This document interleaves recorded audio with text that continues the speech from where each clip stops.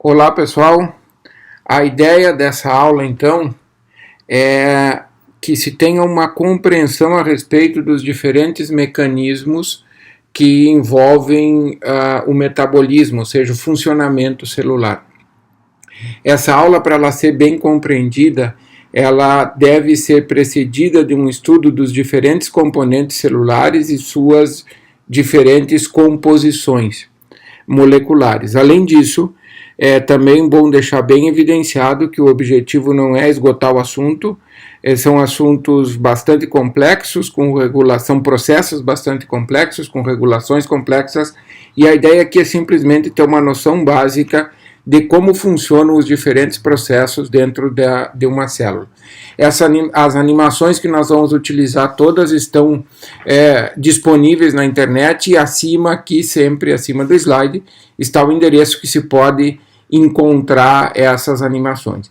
Essa primeira animação ela nos mostra como que o DNA está empacotado no núcleo e como ocorre o processo de mitose. Então, nós temos a animação iniciando com a demonstração de uma fita de DNA. Lembrando que essa dupla hélice de DNA é composta por uma sequência de diferentes tipos de nucleotídeos. Essa dupla hélice de DNA, ela está unida por proteínas chamadas de histonas. Então, cada uma desse conjunto de histonas que se observa aqui, ela recebe duas voltas da fita dupla de DNA, e a partir dessas duas voltas se forma uma estrutura denominada de nucleossomo. Então, essa é a unidade básica de empacotamento do DNA. O que se observa aqui é como que o nucleossomo, os nucleossomos se condensam para, a partir da fita de DNA, formar o próximo nível de condensação que se tem da fita, da molécula de DNA, que é a cromatina. Então, nada mais é do que diversos nucleossomos condensados. Essa cromatina, ela se condensa mais ou menos dependendo da atividade que a célula está exercendo, ou seja, dependendo da atividade de síntese proteica dessa célula. Então, nós temos, quando a cromatina está menos condensada, o núcleo se apresenta de forma eucromática. Quando a cromatina está mais condensada, o núcleo se apresenta de forma heterocromática. E aí agora nós vamos vendo que essa cromatina também é capaz de se condensar mais ainda e forma essa estrutura que é, digamos, o estágio máximo de condensação em uma célula somática da fita de DNA, que é o cromossomo. E aqui se vê o processo de mitose. Nessa primeira, após ter acontecido a prófase, que é o processo onde a cromatina se transforma em cromossomo e o núcleo desaparece, nós temos a metáfase, que é o pareamento, o alinhamento dos cromossomos na placa equatorial da célula. Depois nós temos a anáfase, que é a separação dos cromossomos através dos microtúbulos do fuso mitótico. E por fim nós temos a telófase, que é a neoformação de dois núcleos, formando duas células filhas, e a cromatina se descondensa. Então, basicamente, esse é um resumo de como acontece esse empacotamento de DNA e mitose. Esse outro slide aqui, através de uma imagem, ele nos mostra basicamente um resumo da mesma coisa, onde nós temos a cromatina, que aqui ela vai sendo aberta nos nucleossomos, que é formado por histonas com duas voltas de DNA em volta dela. Como eu comentei, existem diversas outras proteínas aqui envolvidas que não vêm ao caso nesse momento, e até que se tenha a dupla hélice de DNA. Esse slide nos resume, e nós vamos dar uma conversada sobre ele, sobre ciclo celular. O ciclo celular, ele pode ser dividido em duas grandes fases, na fase mitótica e na fase de intérfase. Deixar bem claro que aqui nós estamos falando em mitose, não estamos falando em divisão reducional, que é a meiose que acontece exclusivamente em células germinativas. Então, durante a mitose, que é a parte específica que a célula está se dividindo, nós acabamos de ver um resumo, onde nós temos, na prófase, o núcleo desaparece. Eu vou resumir muito rapidamente o que já foi falado. Na prófase, o núcleo desaparece, o material genético da célula é empacotado na forma de cromossomos. Por exemplo, no caso de humanos, quando isso acontece, nós temos o empacotamento dos 46 cromossomos. No caso de bovinos, 60 cromossomos, e isso varia de espécie para espécie. E o núcleo desaparece aqui. Durante a metáfase, ocorre o alinhamento do material genético, ou seja, dos cromossomos na região equatorial da célula. A anáfase é o momento, conforme nós já vimos, de separação dos cromossomos por ação do fuso mitótico, que é formado por microtúbulos, e a telófase podemos resumi-la como sendo uma prófase ao contrário, ou seja, o material genético que estava na forma de cromossomo volta a se transformar em cromatina, e o envelope nuclear que estava dissolvido, que estava em forma de vesículas no citoplasma da célula, volta a se unir e formar dois novos núcleos. Logo após o término da mitose, a célula tem um tamanho um pouco menor do que o tamanho original dela. Então, a primeira fase da chamada intérfase é a fase G1. Nessa fase G1 é onde acontece um crescimento da célula como um todo, para retomar o tamanho original da célula, e a preparação do DNA para a síntese, que vai ser o que vai ser observado na próxima fase, que é a fase de replicação do DNA, ou seja, a fase S. Após a fase S, ou seja, onde a célula tem o dobro do material genético que normalmente ela teria, quando termina a fase S, a quantidade de DNA que a célula tem é o dobro do normal para aquela célula, e aí essa célula entra na fase G2 da intérfase, onde ela continua o seu crescimento e se prepara para a divisão, se prepara para a mitose. E aí o ciclo continua. A velocidade desse ciclo vai variar muito conforme o tipo celular. Células como células epiteliais, por exemplo, têm um ciclo celular bastante acelerado.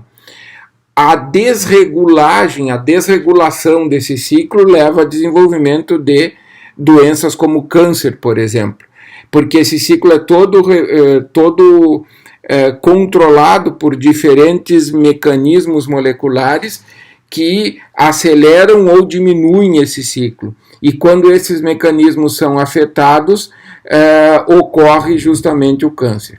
Essa fase G0 é uma fase que significa quando a célula sai do ciclo celular, ou seja, a célula não está se dividindo. Existem células, como por exemplo os neurônios, que são células que estão quase que permanentemente em G0. Resumindo, são células que não fazem o ciclo celular. Elas não têm capacidade de fazer mitose. O próximo vídeo que nós vamos ver é um vídeo que trata de síntese proteica, ou seja, como transformar o DNA, onde está descrito a receita das diferentes proteínas, em proteína. Lembrando, DNA é uma sequência de nucleotídeos, proteína é uma sequência de aminoácidos. Então, nessa simulação, ela inicia mostrando para nós uma célula eucarionte, porque é uma célula que possui núcleo. Então, aqui, através desse aumento, a simulação nos mostra, inclusive, diferentes organelas, o núcleo, retículo endoplasmático rugoso, complexo de Golgi, mitocôndria, e como se pode observar, o núcleo é uma organela formada por um envelope nuclear, que é uma dupla membrana plasmática, e esse núcleo é repleto de poros nucleares. O núcleo, então, contém o DNA da célula, e esse DNA da célula, quando dentro do núcleo, ele está na forma de cromatina. O que a animação nos mostra é basicamente o contrário que a gente viu no outro vídeo. Então, nós temos um cromossomo, e esse cromossomo é formado por uma cromatina condensada, que vai se descondensando cada vez mais, até que nós tenhamos a dupla hélice de DNA, lembrando que a estrutura, essa aqui, tem o nome de nucleossomo. Para que haja a leitura do DNA, a cromatina tem que estar totalmente descondensada. Então, genoma é um termo que designa a sequência de genes que forma um indivíduo, uma espécie. Gene significa um fragmento do DNA que codifica uma proteína específica.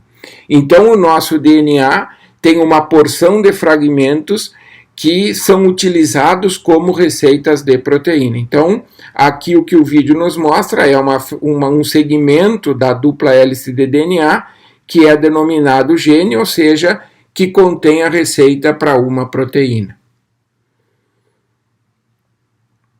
Esse gene, para que ele seja, para que o DNA seja lido, ele necessita de uma enzima chamada RNA polimerase, como a gente está vendo aqui. O que essa enzima RNA polimerase basicamente faz? RNA polimerase, então ela polimeriza um RNA. O que essa enzima está fazendo? Ela abriu a dupla hélice de DNA, isso aqui é DNA, isso aqui é DNA, e a partir da abertura dessa dupla hélice, ela está produzindo um RNA. Então, a diferença básica de uma para outra é que a fita de DNA, dentre as bases nitrogenadas que a compõem, nós temos a timina. Quando se trata de RNA, ela é substituída por uma outra base nitrogenada chamada uracila. Mas, basicamente, o que se tem é um pareamento dessas bases nitrogenadas. Cada base nitrogenada está contida em um nucleotídeo, e esse pareamento das bases nitrogenadas é que vai fazer uma cópia perfeita do DNA, formando o RNA. Tá? Então, o que a gente está vendo aqui é a enzima RNA polimerase atuando sobre o DNA, formando o RNA a partir de uma sequência de nucleotídeos também. Então, esse é o primeiro passo do processo de síntese proteica. Então, assim que terminou a ação da RNA polimerase, nós temos o RNA mensageiro, que, lembrando, isso tudo está acontecendo dentro do núcleo da célula. Um outro passo importante que se observa aqui é o corte do RNA mensageiro, porque o RNA mensageiro ele é formado por uma fita maior. Eu vou retornar um pouquinho o vídeo para que a gente entenda isso. Essa parte do RNA mensageiro que foi retirada é chamada de exon, é uma porção que não codifica a proteína. Então, se ficou essa porção aqui e essa porção aqui, e essas duas porções são as porções que codificam proteína. Então, esse pedaço foi retirado e a partir daí se forma a molécula de RNA mensageiro que, através dos poros nucleares, deixa o núcleo. Esse RNA mensageiro no citoplasma, lembrando que ele que contém uma cópia exata do DNA, a partir dele é que ele traz essa receita da proteína para cá. Então, se une a esse RNA mensageiro uma organela chamada ribossomo, que é formada por RNA ribossômico e proteína, e esse ribossomo, unido ao RNA mensageiro, dá início ao processo de síntese proteica. Então, o que nós temos aqui é o RNA transportador, que é outro tipo de molécula de RNA, e esse RNA transportador, ele carrega um aminoácido específico. Então, dependendo da sequência de nucleotídeos, ou seja, de bases nitrogenadas que eu tiver nessa região aqui do RNA transportador, que é chamado de anticódon, eu vou ter um aminoácido específico na região aqui em cima. Então, cada anticódon, os livros de bioquímica trazem toda essa relação, cada anticódon, o RNA transportador vai se ligar a um aminoácido dependendo do anticódon que ele carrega, um aminoácido específico. Porque o que vai mudar nas proteínas é justamente a sequência do tipo de aminoácido. Então, como se vê aqui, ó, cada um desses anticódons, ou seja, 3 bases nitrogenadas contendo 3 nucleotídeos diferentes, se pareiam com o códon do RNA mensageiro. Então, nós temos para cada códon um anticódon específico e, consequentemente, um aminoácido específico. Então, a partir daí é que nós temos que a sequência de nucleotídeos do DNA determina a sequência de aminoácidos que vai ter a proteína, e aqui nós vemos o processo em funcionamento. Então, cada RNA transportador que entra, que se pareia com o seu específico códon, ele deixa um aminoácido na cadeia proteína, nesse polipeptídeo que vai se formando e que posteriormente nós veremos o que acontece com ele para formar a proteína final. Então, o que a gente vê nessa animação é basicamente a transformação de uma sequência de nucleotídeos em base nitrogenada em uma sequência de aminoácido que, por fim, vai formar a proteína. Então, isso é, resumidamente, o processo de síntese proteica que acontece na célula. A próxima organela que nós vamos tratar é o complexo de Golgi. O complexo de Golgi, ele faz o que se conhece por síntese pós-traducional das proteínas. A gente sabe que existem diferentes naturezas de proteínas. Para que uma proteína seja funcional, muitas vezes ela precisa estar associada a outras moléculas, como os lipídios e carboidratos, formando lipoproteínas e glicoproteínas, etc. Então, todo esse processo de formação e empacotamento final das proteínas, ele acontece dentro do complexo de Golgi. Então, esse vídeo nos mostra basicamente como funciona esse complexo de Golgi, deixando bem claro sempre que esses vídeos estão disponíveis na internet e o endereço está sempre aqui em cima do slide. Então, o complexo de Golgi como eu já mais ou menos comentei, é importante para que a proteína adquira a sua função final de funcionamento, para que ela possa atuar dentro do que ela foi preparada. Então, com isso, nós temos essa organela sendo imprescindível, ou melhor, essa organela está bem desenvolvida em células que possuem uma alta atividade de síntese proteica. Qualquer célula eucromática tem que ter o complexo de Golgi bastante desenvolvido. E, como está escrito aí no slide, é como se fosse o correio da célula, porque além de ela fazer essa transformação, o complexo de Golgi também empacota as proteínas com diferentes funções e libera essas proteínas para os seus diferentes alvos, normalmente alvos extracelulares, podendo também acontecer alvos intracelulares. Então, o complexo de Golgi, como a gente vê aqui, ele nada mais é do que uma sequência de várias bolsinhas de membrana plasmática.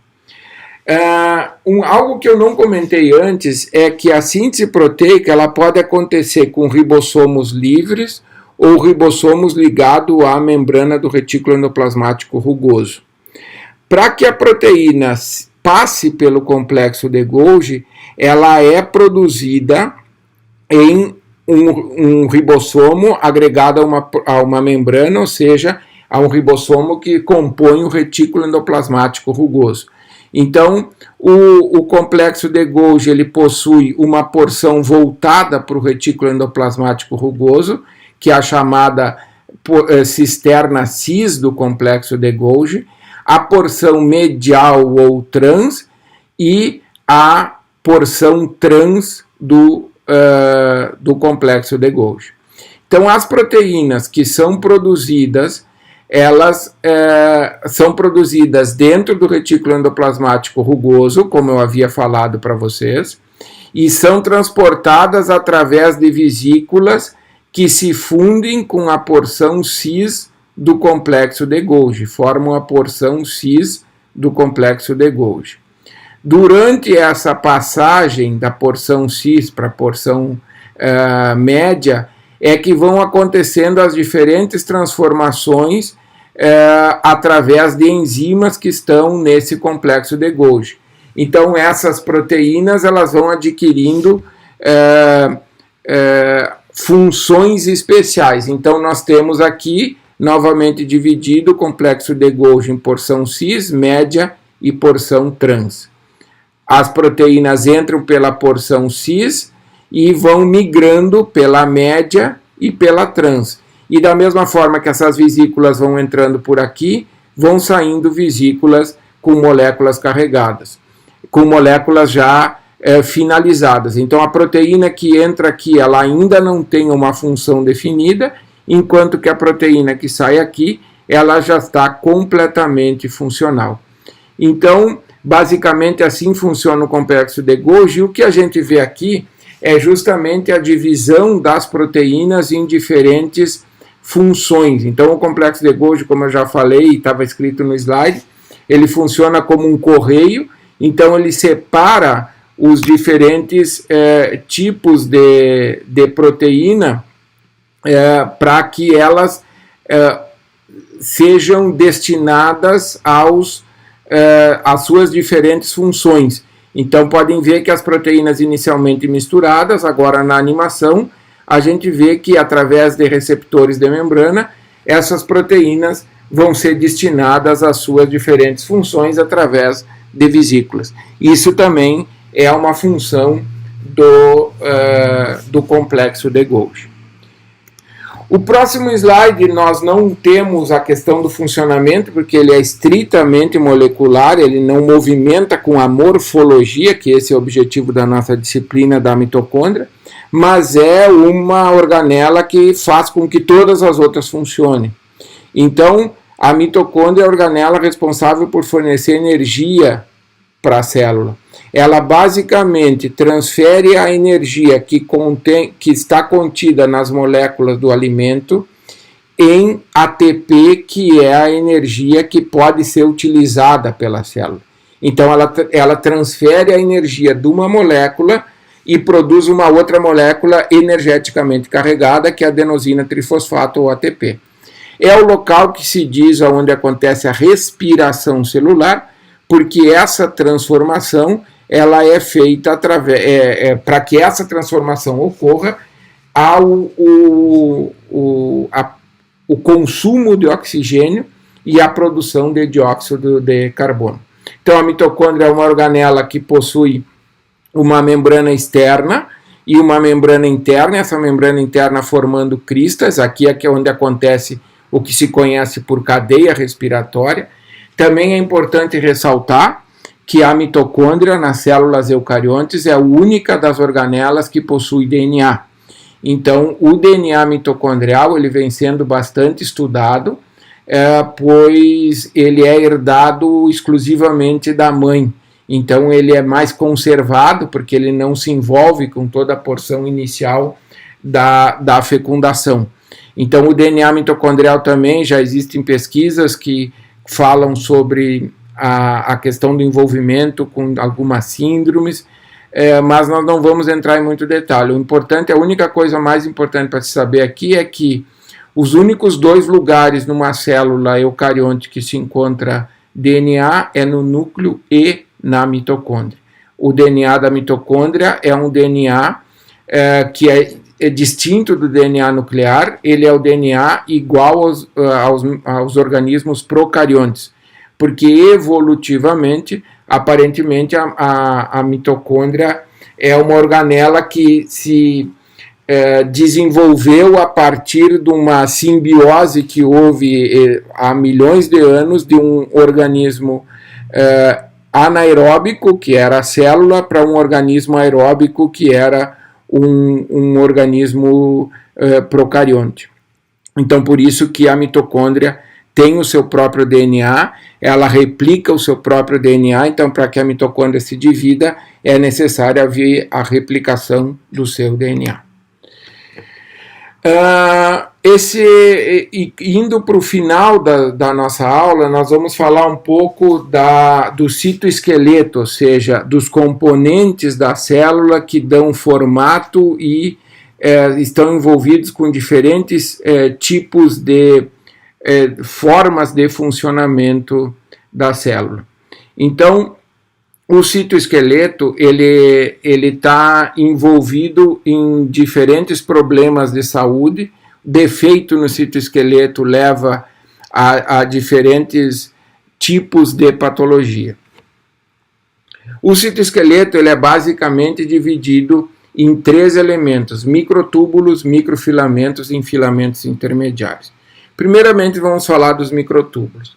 Os microtúbulos eles são componentes do citoesqueleto, são os mais espessos componentes, são tubos, por isso são tubos ocos, com ao redor de 25 nanômetros, e composto por dímeros de tubulina, alfa e beta-tubulina.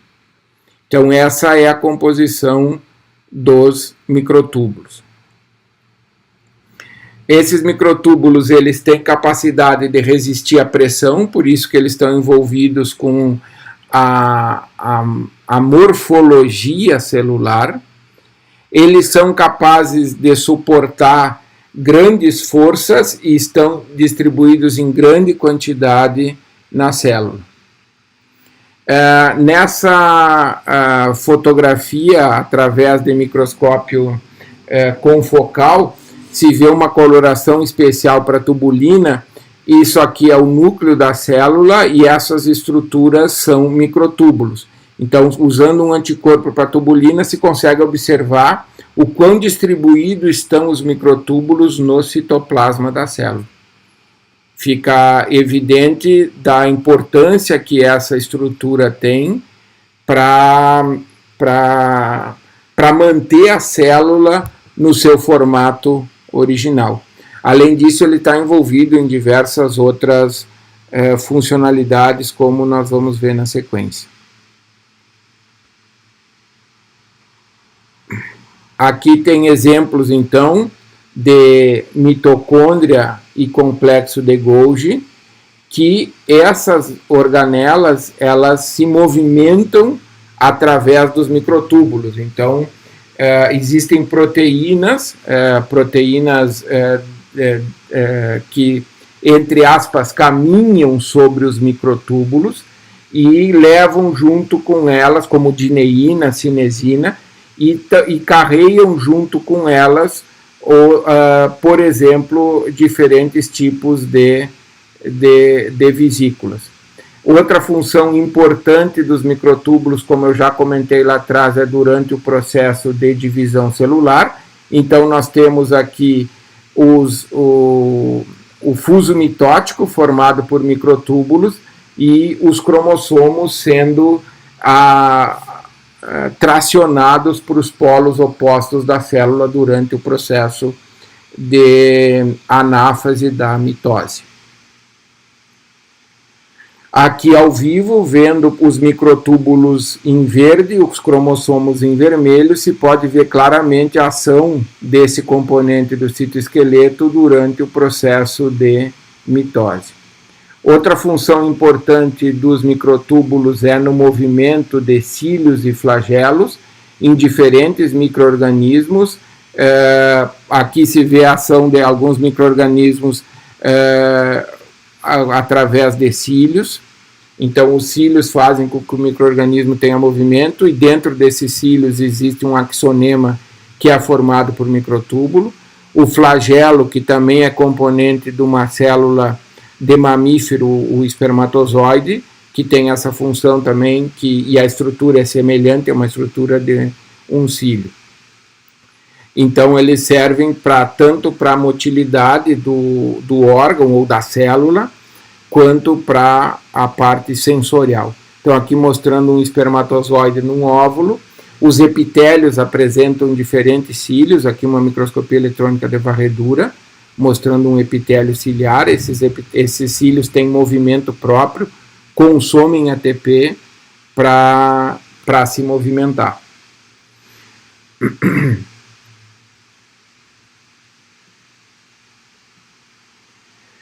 Um outro componente do citoesqueleto são os microfilamentos. Os microfilamentos, eles são compostos por monômeros de actina. Observem que o tamanho dele é bem menor que os microtúbulos, e eles são compostos apenas por uma molécula, por uma sequência de uma molécula proteica, e não por um dímero, como é o caso do microtúbulo. Os microfilamentos, eles têm função básica, aqui mostrando a questão da contração muscular. Então, a actina é a principal, um dos componentes dos miofilamentos que fazem a contração muscular, junto com a miosina, que é um componente específico da célula muscular. E esses microfilamentos também estão distribuídos por todo o citoplasma da célula, em diferentes posicionamentos. Os microfilamentos são importantes durante o processo de movimentação celular, de alguns tipos celulares, a formação dos pseudópodes, como a animação mostra agora, aqui vendo um vídeo original, onde se vê uma célula se movimentando, uma ameba se movimentando, e a movimentação desses pseudópodes se dá pelo aumento do tamanho dos microfilamentos. Então, conforme os microfilamentos vão aumentando, eles levam junto o citoplasma. Aqui mostrando também a importância em células vegetais do movimento da seiva nas plantas, que também tem um importante papel uma importante função dos microfilamentos. Outra questão também é durante o processo de citocinese, que é a divisão do citoplasma da célula. Nós temos a mitose, que é a divisão do material genético, e a citocinese, o anel contrátil que divide as duas células, também é formado por microfilamentos de actina durante o processo de mitose, seguida normalmente de citocinese. Aqui mostrando uma coloração especial, justamente mostrando a citocinese, a divisão de uma célula em duas. E por fim, o último elemento são os filamentos intermediários. Esses três componentes formam o citoesqueleto. Os filamentos intermediários, ao invés de serem formados por um único tipo de proteína, seja ela monômero ou dímero, os filamentos intermediários são formados por proteínas filamentares. E o tipo de proteína filamentar, o nome dele é intermediário pelo tamanho, que está entre o microfilamento e o microtúbulo, e o tipo de proteína vai depender da origem da célula que possui esse microfilamento. Então, enquanto que o microtúbulo e o microtúbulo e o microfilamento são compostos sempre pela mesma proteína, os filamentos intermediários variam em composição. Então aqui de novo, numa microfotografia obtida através de microscópio ou microscópio de fluorescência ou microscópio confocal, se vê uma coloração especial para filamento intermediário, mostrando a sua distribuição. O filamento intermediário ele forma o que se chama de lâmina nuclear, que é o que dá a estrutura para o núcleo celular, para que o núcleo celular mantenha o seu formato e mantenha a integridade desse núcleo. O envelope nuclear é mantido por isso. Então, em resumo, o que nós temos é os diferentes tipos de componentes do citoesqueleto exercendo diferentes funções, como estrutura e mobilidade para essa célula, mantendo o formato da célula, evitando o colapso devido às pressões externas, ou seja, exercendo um papel de citoesqueleto, ficando evidente que eles exercem um papel fundamental em todas as células eucariontes. Algo que eu não comentei a respeito dos filamentos intermediários, que é importante que seja dito, é que eles são usados como marcador para diagnóstico da origem do câncer. Então, dependendo do tipo de proteína que forma o filamento intermediário, é possível se ter uma ideia de qual a origem daquela célula tumoral que está sendo avaliada. Um próximo processo que também é importantíssimo para a célula, não só para a questão da célula, do seu funcionamento, mas também como, por exemplo, que acontece muito durante os processos de defesa, é o processo de digestão intracelular. Então, aqui nessa animação, nós temos basicamente a principal organela envolvida no processo de digestão intracelular, que são os lisossomos. Os lisossomos, só recordando um pouquinho, eles são produzidos através do complexo de Golgi, que recebe as suas proteínas através do retículo endoplasmático rugoso. Então, a proteína ela é produzida em ribossomos do retículo endoplasmático rugoso, através de vesícula passa para o complexo de Golgi. Durante a sua passagem através do complexo de Golgi, ela é preparada para se transformar em uma enzima hidrolítica, e o complexo de Golgi separa essas enzimas hidrolíticas em vesículas que brotam da face trans do complexo de Golgi e permanece dentro da célula com a função de digerir diferentes estruturas que são fagocitadas pela célula. Então, como se vê aqui, está aí as proteínas sendo produzidas no retículo endoplasmático rugoso, as vesículas de transporte migrando para o complexo de Golgi, onde elas passam por transformações e brotam os lisossomos. Aqui exemplificando, então, um processo de endocitose. Como esse processo de endocitose envolve nessa animação bactérias, então isso é um processo de fagocitose.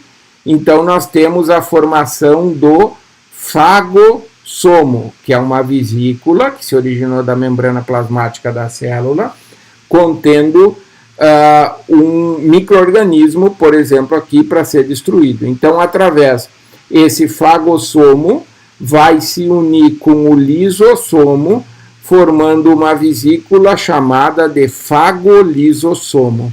E conforme a gente observa, esse fagossomo, fagolisossomo, ele contém as substâncias digeridas.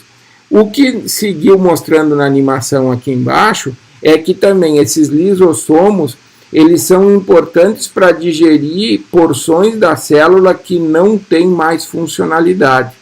Então, eles fazem tanto um processo de digestão de materiais fagocitados, como também um processo de digestão de organelas sem funcionalidade da própria célula.